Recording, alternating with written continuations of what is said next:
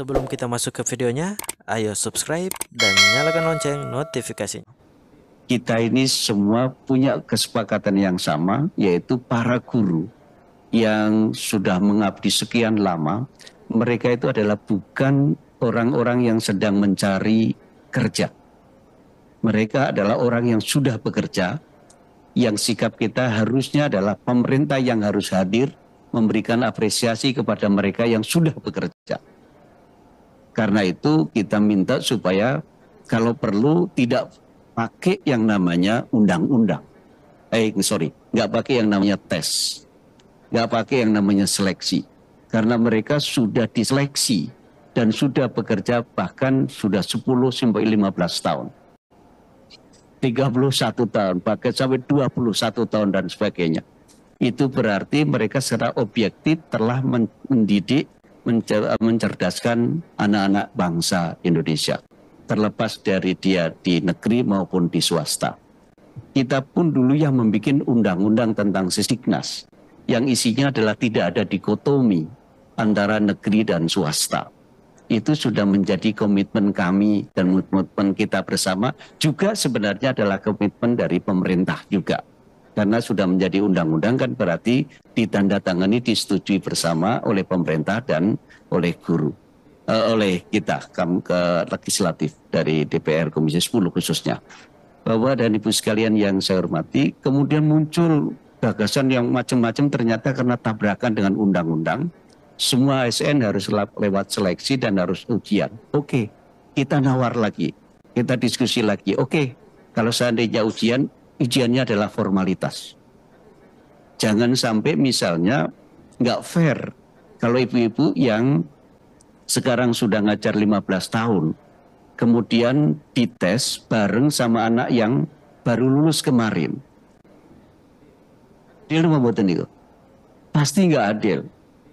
Nah karena itu kemudian kita minta supaya ujiannya administratif aja. Kalau terbukti bahwa dia sudah punya bukti bahwa dia sudah mengajar sekian tahun, ya sudah. Tidak perlu lagi untuk diuji secara teknis.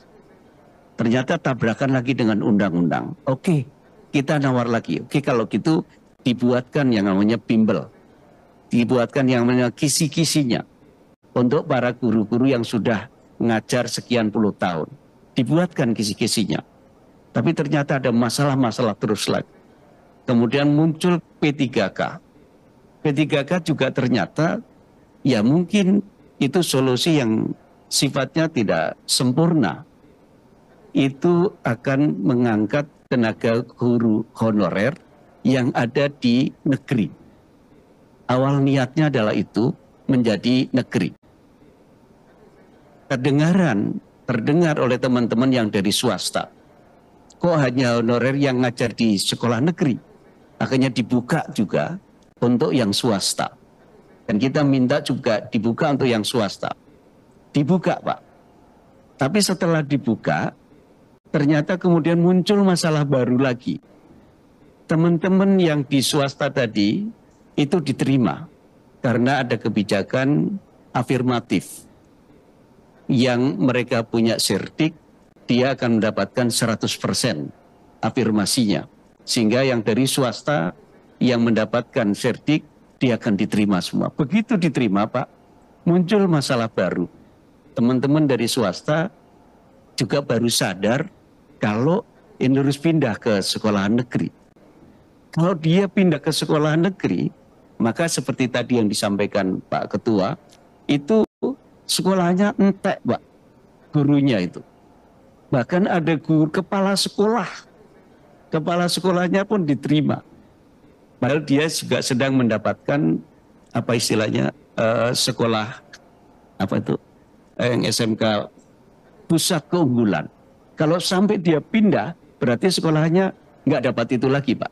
Karena kepala sekolahnya hilang. Datang ke sini pengelola pendidikan dari NU, dari Muhammadiyah, dari PGRI dan lain sebagainya. Saya kebetulan mantan wakil ketua Ma'arif NU di PBNU. Itu mengatakan bahwa NU akan kehilangan 7.000 guru yang pindah ke negeri. Muhammadiyah teriak dia akan kehilangan sekitar 4.000 gurunya. Dan itu rata-rata linier, rata-rata guru produktif. Karenanya kemudian para pengelola pendidikan ini mengusulkan supaya mereka tetap dikembalikan kepada sekolahnya, menjadi guru perbantuan. Itu inginan mereka, jadi diangkat menjadi P3K, tapi dia tetap ngajar di tempatnya, di yayasannya, di BKU kan. Dulu pernah ada seperti itu undang-undangnya.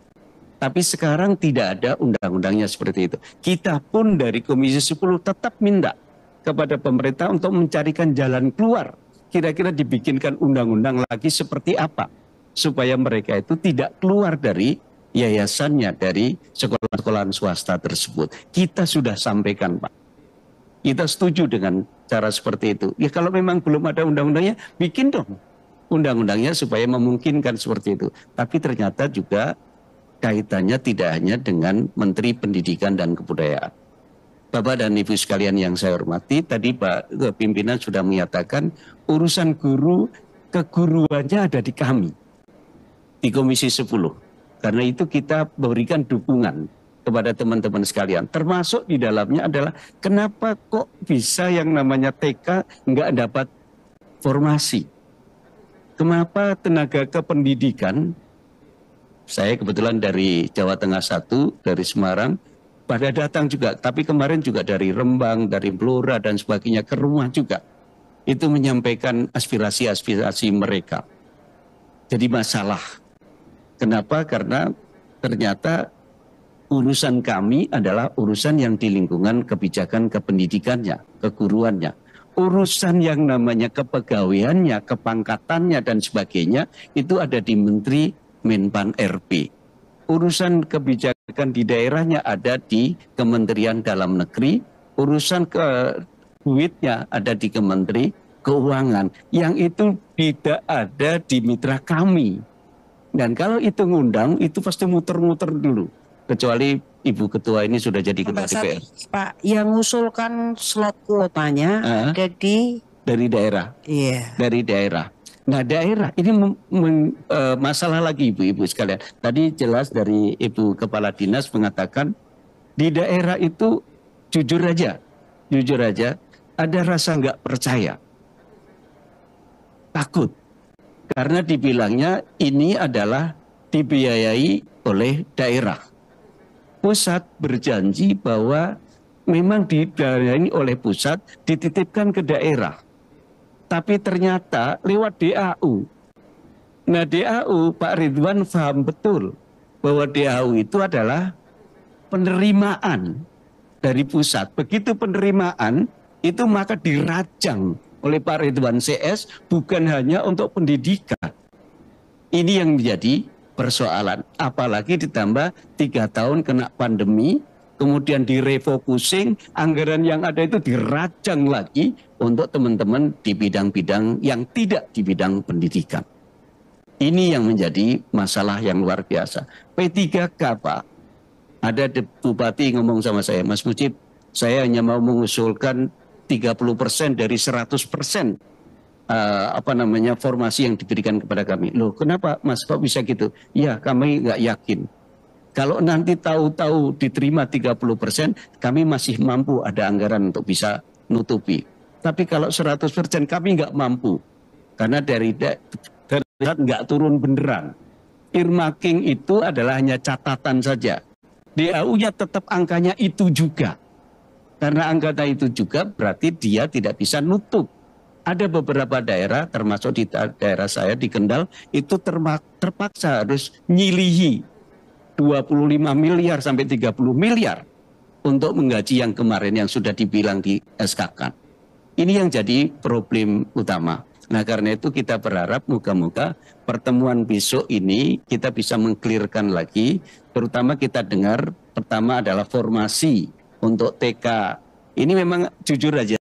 Ini nggak apa-apa ya kita buka-bukaan aja ya. Ya jujur aja. Ada masalah yang lebih rumit lagi untuk Kabupaten Rembang ini.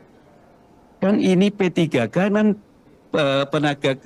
pemerintah, pegawai pemerintah, kan, dengan perjanjian kerja. Artinya kerjanya adalah di pemerintahan. Pertanyaannya adalah TK-nya yang pemerintah itu cuma 7, cuma 7. Sementara TK yang swastanya ada berapa? 300-an. Nah terus kalau itu dibuka 300 formasi mau ditaruh di mana? Nah karena itu berarti kembali kepada yang tadi, yang NU kehilangan 7.000, yang Muhammadiyah kehilangan 4.000. Nah itu undang-undang ini itu yang perlu ada lagi. Jadi dia adalah P3K yang tetap kerja diperbantukan di TK yang swasta. Yang ini yang belum undangnya. Nah itu paham kalau kemudian kepala dinas tadi cerdas, ya ada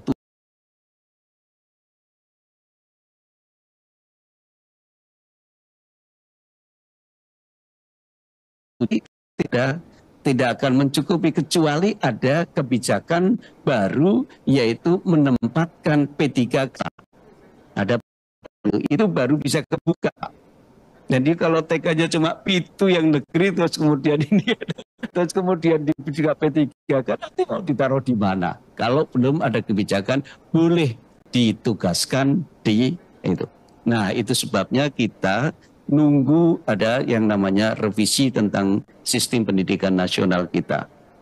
Yang kedua adalah kita juga sedang mengusulkan, saya dengan Pak Andi agak serius ini mengusulkan, yaitu tentang panja kebijakan anggaran pendidikan. Yang 20% tadi ternyata kemana-mana Pak. Yang kedua yang 20% include di dalamnya adalah untuk gaji juga.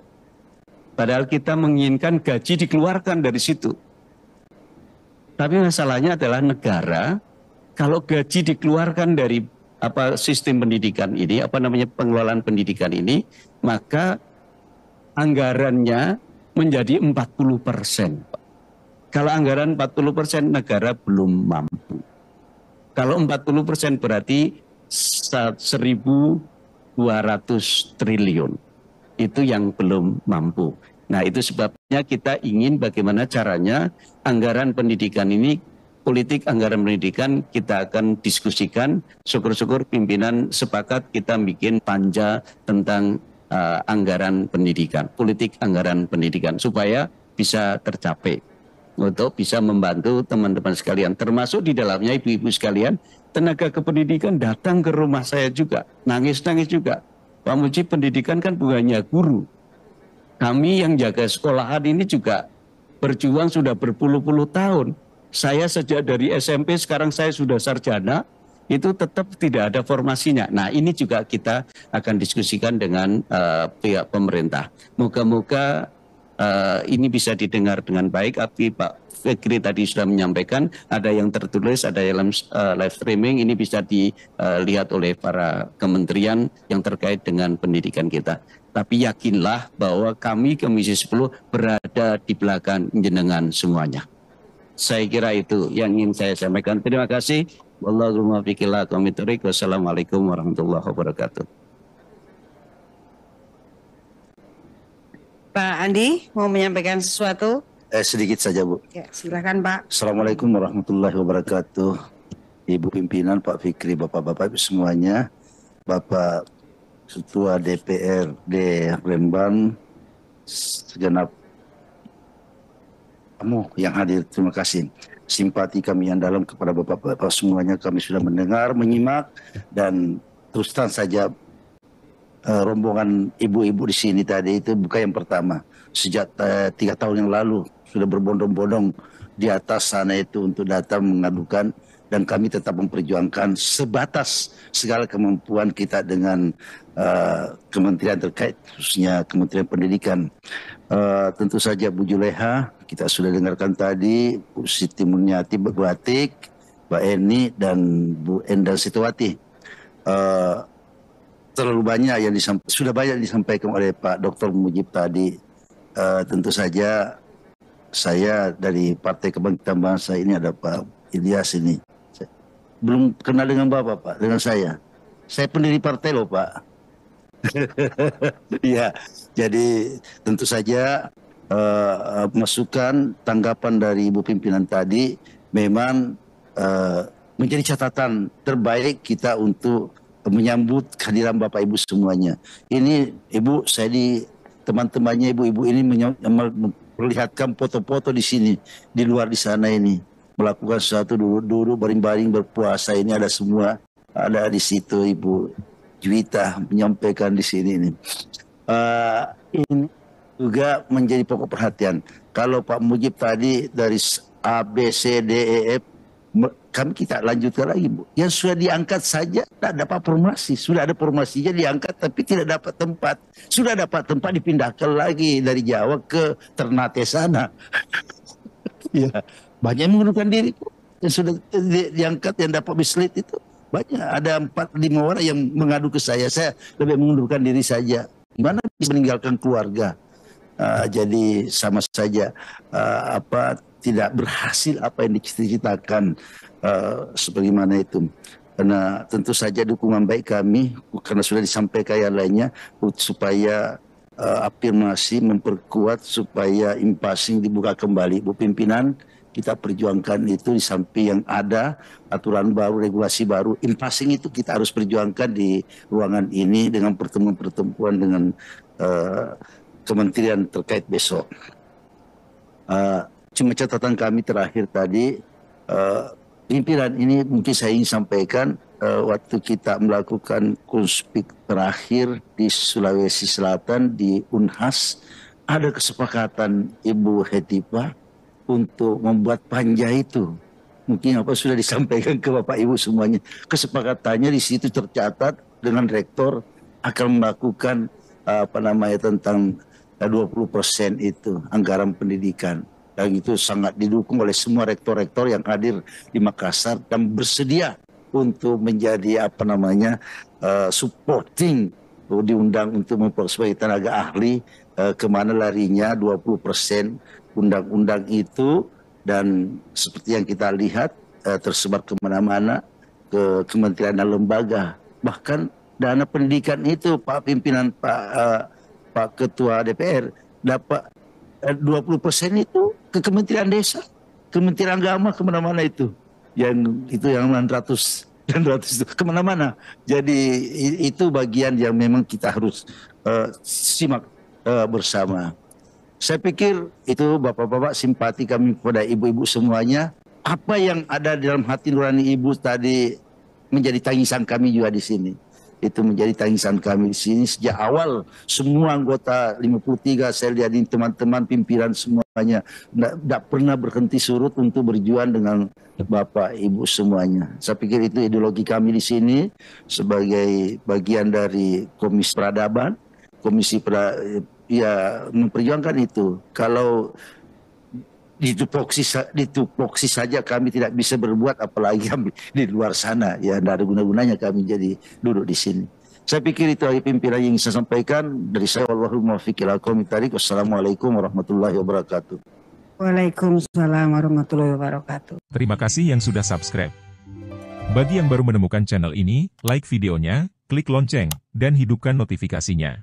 Jangan lupa di subscribe. Selanjutnya, Bu Elisa. Takut saya ada nih di samping saya nih. Sebelum Bu Elisa, kita Perpanjangan ya? tambahkan 10 menit ya. Ya. Baik, monggo Bu. Ya. Assalamualaikum warahmatullahi wabarakatuh. Syukur pada Allah dan salawat pada Rasulullah, pimpinan dan seluruh anggota Komisi 10 yang saya muliakan, Ketua dan seluruh pimpinan DPRD Kabupaten Rembang, dari kepala dinas atau yang mewakili, dan juga dari OPD terkait dari perwakilan perguruan guru TK. Yang pertama, saya mengucapkan terima kasih atas kehadirannya. Tadi Pak Ketua mengatakan ini kali pertama bisa hadir dan masuk ke ruang Komisi 10. Itu semua berkat perjuangan guru TK begitu ya. Dan PAUD yang membawa akhirnya Pak Pimpinan Rembang bisa hadir di sini, dan kami juga melihat tadi ada ratusan guru yang berada di luar. Ya, mudah-mudahan Allah berikan kesehatan, kekuatan di dalam menjalankan ibadah dan doa-doanya dijawab Allah SWT. Saya ingin menyampaikan yang pertama salam hormat dari Gus Arwani Tomafi, pimpinan kami, yang beliau juga mewakili dari dan beliau di Komisi 1. Tadi beliau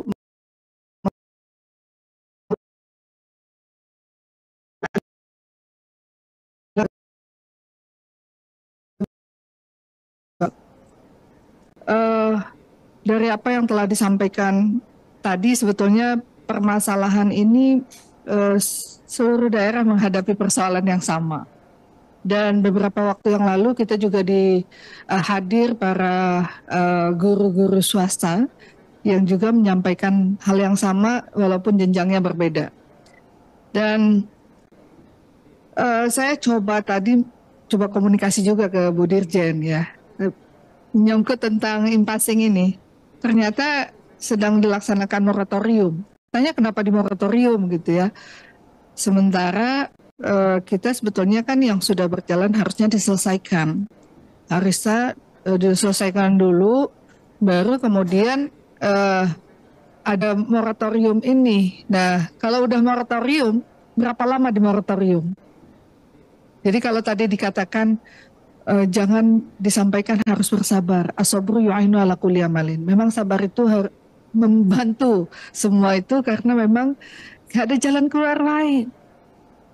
Kalau tetesan air mata, sebetulnya semua kita juga merasa ya kerja-kerja kita ini kan sebetulnya mewakili semua masyarakat. Dan termasuk guru-guru honorer juga di dalamnya. Jadi kalau memang ini kan kendalanya, persoalannya juga kalau misalnya kesetaraan, seluruhnya harus setara secara undang-undang, amanah konstitusi kita. Tapi dalam implementasi, ternyata nggak bisa mudah mengamalkan kesetaraan ini. Kesetaraan antara negeri dan swasta. Dan komitmen kami di komisi ini, hampir semuanya kita, seluruh fraksi, itu berpihak kepada swasta. Karena apa? Awal adanya swasta daripada negeri seharusnya. Tapi memang, lagi-lagi memang terkadang memang kondisi keuangan itu yang sebetulnya sangat miris juga. Ya, otomatis adjustment ini saja kita juga heran. Harusnya Kementerian Pendidikan ini ketika digabungkan dengan Ristek harusnya anggaran bertambah, tapi enggak. Terus 20% tadi yang kita sampaikan amanah juga anggaran itu juga infrastruktur juga masuk dalam 20%. Gaji masuk dalam 20%. Sebetulnya berapa persen? Gitu. Maka ada daerah yang sudah mencapai 40%. Ya, kenapa 40%? Karena infrastruktur masuk di dalamnya. Karena gaji masuk di dalamnya. Iya, enggak, ya infrastruktur untuk pendidikannya. Nah, sementara itu kan berapa keperpihakan untuk khusus pendidikannya? Nah, yang saya ingin tanyakan juga, karena alhamdulillah hari ini DPR, pemerintah hadir bersama. Kan ketika P3K dibuka, sebelum dibuka seluruh daerah tuh semuanya menyambut baik. Secara politik ini sangat menguntungkan. Keperpihakan, ingin juga didukung gitu ya. Tapi ternyata ketika dibuka formasi, pemerintah nggak mengusulkan. Sudah diusulkan, formasinya nggak bisa ditempatkan. Karena apa?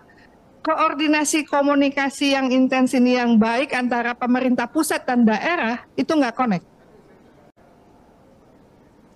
Pemerintah daerah nggak menyiapkan dana untuk honor. Karena yang disiapkan oleh pemerintah gaji pokok, yaitu melalui DAU tadi. DAU sudah dipakai untuk yang lainnya. Nah ini kan kalau DPR hadir hari ini kan sangat strategi sebetulnya dalam menyikapi bagaimana ke depan itu agar benar-benar anggaran pemerintah daerah menyiapkan untuk honor guru P3K yang akan lolos nantinya. Berapa persen kuotanya yang masih belum, dan berapa jumlah anggaran yang dibutuhkan untuk membiayai honorer ini, sehingga tidak ada lagi alasan pemerintah secara eksekutif mengatakan DAU tidak mencukupi, karena alokasinya kan sudah ditentukan. Ini kan ada dua masalah. Yang pertama, DAU ada, ternyata untuk para yang akan diangkat P3K ini anggaran ternyata nggak cukup, sehingga formasi itu sudah dibuka, nggak ada penempatan. Ini yang selama ini kita sebetulnya ingin dorong agar komunikasi intens yang dilakukan baik dari pemerintah daerah, pemerintah provinsi dan pusat itu sinergi. Kadang-kadang kan kita nggak mau juga masalah ini kan juga memberikan pepesan kosong. Ini kita dukung lah gitu. Ternyata dukungan itu tidak diikuti dengan anggaran yang cukup. Sama halnya juga pemerintah pusat yang kami beberapa kali gitu menyatukan lintas kementerian, lintas lembaga itu ada di ruangan ini. Kita mendorong agar Kemenq misalnya, Kemenpan RB, BAKN gitu ya, semuanya itu ini benar-benar punya political will yang baik. Jadi nggak sekedar menjanjikan ada 1 juta, ternyata ketika dalam implementasi sulit sekali. Nah hari ini apa yang telah disampaikan tadi dari 7 TK negeri, kalau ini diangkat penempatannya ini kayak buah malakama, Bang. Diangkat harusnya ditempatkan. Nah, ketika ada tempat penempatan, dikirim lagi ke tempat yang jauh. Sama di Aceh, saya dapil Aceh, itu sekarang banyak. Diangkat, ditempatkan itu nggak sesuai dengan tempat di mana dia mengajar, dan jauh dari kabupaten kota yang pernah dia ajar. Ini menjadi masalah besar selama ini yang saya terus dapatkan keluhan. Belum lagi yang farmasinya nggak bisa dibuka. Sementara tadi masalah passing ternyata di moratorium. Bayangkan kami ini harus bagaimana nih? Kita panja, begitu panja, kita semua menyikapi. Siapapun yang minta, semua kita menerima. Karena apa? Memang ini kewajiban kami dalam hal mewakili seluruh masyarakat yang membutuhkan dukungan dari kami. Dan inilah tempatnya memang hari ini menyampaikan hal ini. Sudah tepat Rembang itu datang ke Komisi 10, datang ke DPR, menyampaikan hal ini. Dan Komisi 10 menerima dengan baik. Dari kepala sekolah, ya tadi yang juga statusnya NKS ini, NUKS kan, NUKS kan, dan NKS. Jadi ya harusnya kan memang kalau sudah ada penggerak lagi, dan penggerak itu seleksinya bukan melalui jalur P3K ini, tapi langsung dari Kemendikbud di bawah Dirjen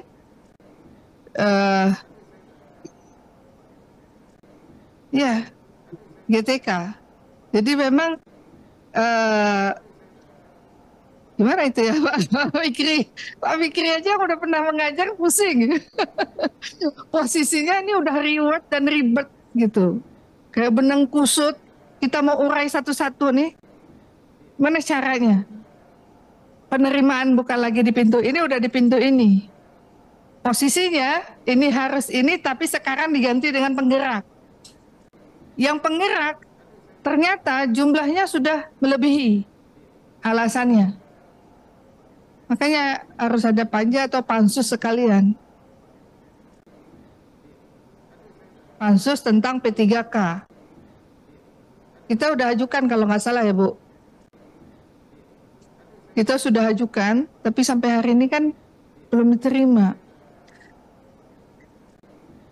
Iya, jadi memang ini Bu posisinya. Yang jelas kami bersyukur, kami mengucapkan terima kasih atas kehadiran masukan yang telah disampaikan secara real hari ini, dan ini tentu akan kami sampaikan dalam rapat kerja bersama Kemendikbud besok. Walaupun pembahasannya cukup banyak sekali bahan yang kami harus bahas dengan jangka waktu yang sangat mendesak, dan hari ini kami bisa berbicara agak leluasa karena waktunya nggak ditentukan. Biasanya pakai 2 menit, 3 menit, Pak. Kalau nggak bisa 3 hari 3 malam, kita rapat di ruangan ini dalam satu pembahasan. Jadi kita dibatasi waktunya. Jadi mungkin ini yang kami bisa sampaikan. Insya Allah kita akan terus berjuang. Apapun yang telah disampaikan ini juga merupakan aspirasi yang kami terus harus perjuangkan bersama-sama. Mudah-mudahan Allah berikan kemudahan, doa dan air mata para guru ini di bulan Ramadan dijabah Allah. Terima kasih atas kekurangan. Hasbunallahu wa ni'mal wakil, ni'mal maula wa ni'man nasir, la haula wala quwwata illa billahil aliyil azim. Qul jal haqq wa zaqal batil, innal batila kana zahuqa. Wa afa minkum astaghfirullah wa lakum. Assalamualaikum warahmatullahi wabarakatuh. Waalaikumsalam warahmatullahi wabarakatuh. Pimpinan, saya 3 menit. Silakan. 3 menit aja cukup. Iya. Pimpinan dan anggota Komisi 10 yang saya hormati, Bapak Ibu dari Rembang yang saya cintai. Insya Allah nanti per tanggal 14 Mei ya, saya akan jadi tetangganya Bapak-Bapak sampai Ibu-Ibu ini, karena saya dapat besan di Jepara.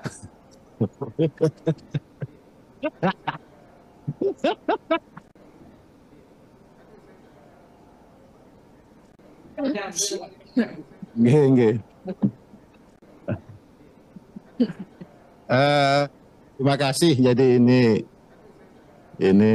penguatan bagi kami, Pak, karena memang semenjak kita ngurus tentang P3K, ada yang belum sampai hari ini dibuka adalah formasi terkait dengan guru TK dan tenaga kependidikan.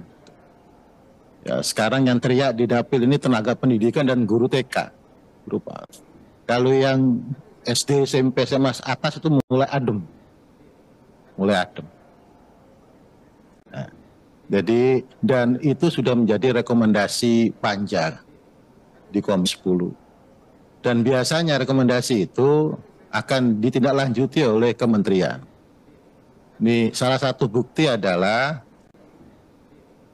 tanggal 27 Desember 2022, pemerintah melalui Kementerian Keuangan sudah menerbitkan PMK nomor 212 PMK 07/2023 yang mengatur terkait dengan DAU. Ya, di pasal 2, ya, di pasal 2-nya ini bagian DAU yang ditentukan penggunaannya terdiri atas A, gajian formasi P3K. Nah, ini sudah eksplisit sudah. Jadi pasal 2 bagian DAU yang ditentukan penggunaannya terdiri atas A, penggajian formasi P3K.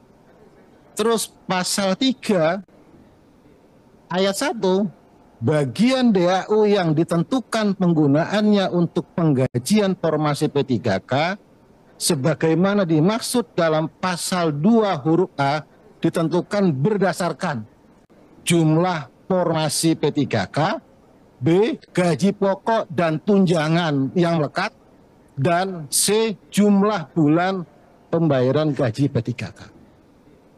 Ini salah satu contoh, ini rekomendasi Panja dulu, Pak, Bapak Ibu, bahwa kami memang meminta agar ini dimunculkan betul, dipisahkan. Tidak kemudian kayak earmark yang tahun 2021 untuk sumber daya manusia. Akhirnya ditafsirkan oleh pemerintah daerah, ya termasuk ya membangun jalan, sarana pendidikan itu bagian dari itu. Nah ini yang 2023 pengaturan DAU-nya sudah ditentukan. Jadi sudah jelas judulnya formasi P3K. Untuk apa? Untuk penggajian berdasarkan formasi dan tunjangan yang melekat. Nah, itu. Jadi sebenarnya ini bagian, jadi Bapak sama Ibu-Ibu datang ke Komisi 10 ini udah pas.